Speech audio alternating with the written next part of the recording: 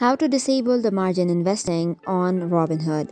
Hey guys, welcome back to the channel. If you want to disable the margin investing on Robinhood, here is the process to do so. Step 1. Open the Robinhood application and log in using your credentials.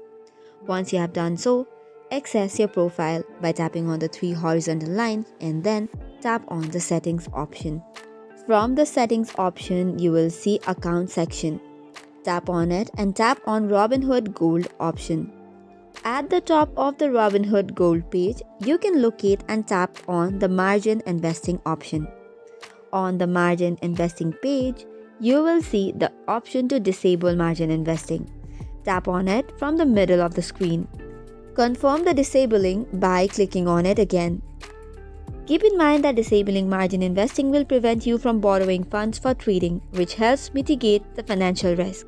Likewise, make sure any outstanding margin balance is cleared before disabling this feature. So that's it for today's video. For more such contents, do not forget to hit the like and subscribe button.